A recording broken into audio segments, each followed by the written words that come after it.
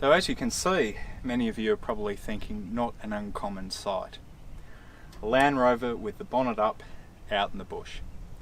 Well, that might be true, but there's a bigger issue here at play, and that is, what do you do if your naturally aspirated diesel engine runs out of fuel? That's what we're going to look at here today, and I'm going to walk through with you what you need to do to bring your humble Land Rover, your humble naturally aspirated diesel engine back to life. So if you want to find out this and more, then you know exactly what to do. Click on that subscribe button down below, click on that notification button too, but most importantly, stay tuned.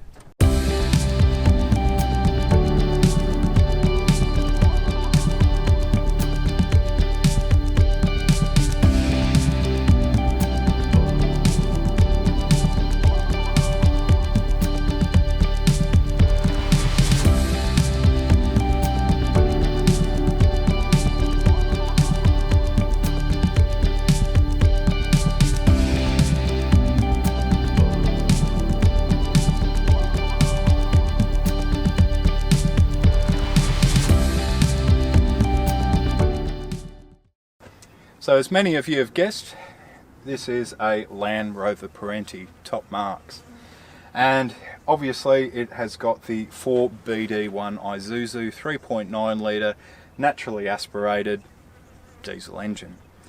These are a very simple, robust engine, but they're not unlike the counterparts found in other four-wheel drives of this period, particularly the GQ Patrol, MQ Patrol, and the 60 series Land Cruiser, 75 series Land Cruiser, and many other Land Cruisers. But basically, diesel engines are fantastic in the sense that they are very simple in their overall principle of how they function, but when they run out of fuel, they can be quite problematic. Now, I've had this happen a couple of times to me over the 6 years of travelling around with this vehicle. And there's a really easy way of being able to get it going again. I'll bring you in a bit closer and get a bit of B-roll to sort of explain this a bit easier. But basically, directly down here on the injector pump, we've got a priming handle. And this is pretty much common on any diesel engine up to date. By unscrewing that and obviously putting some fuel in your tank, you can then spend a number of minutes, sometimes many minutes, pushing that up and down, and eventually that will actually hopefully push all the air out of the lines and get some fuel into the actual injectors and get it ready to start up and fire, or should I say ignite under compression. But sometimes, particularly with these vehicles and older vehicles, because that pump hasn't been used in such a long time, the actual O-ring within it may have perished. So therefore, when you start pumping it, diesel starts coming out of the top and you can't actually build up any pressure. So what do? Well, pretty simple. You pump as much as you can on the pump itself, and when the diesel starts flooding out, you then know that you've got obviously diesel in the fuel line up to that point, which is good enough.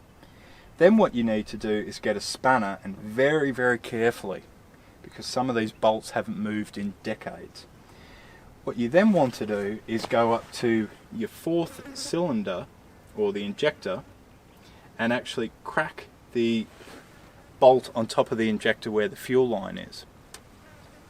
Now, you don't take it all the way out, you just half a turn or so, just so the air and the fuel can escape. Then what you do is you hop back in the car and you turn it over just a little bit. You don't get excited with the starter motor. You make sure you've got a helpful friend, and they will actually watch the injector or the actual fuel line there, and they will let you know when there's actual fuel coming out of it. You then crack it back on and tighten it up nice and firm. You don't have to swing off it. Nice and firm. Hop back in the car. You'll need to turn it over a couple more times. And hey presto, your vehicle, your engine will come back to life. Now, I'm not telling you this because I've read about it. I'm telling you this because I've actually had to do this multiple times, because when I bought this vehicle, the actual priming pump didn't work properly. So every time I wanted to change a fuel filter, I pretty much had to do that. Is it the right way of doing it? No. But will it get you out of trouble? Yes. And will it get you home to tell a tale? Most definitely. So I think it's something worth storing in the memory bank. Anyway, hopefully you've found this video of interest to you, and if you are enjoying the content here at Seriously Series, then please do consider supporting us via Patreon. All proceeds go to the production of these videos and a heck of a lot more. And if you're new to the channel and you're just trying to figure out who we are, what we do and all the rest, then please do click on that subscribe button down below. Click on the notification button too, and that way you won't miss out on one single video. Anyway, I hope to see you in our next video.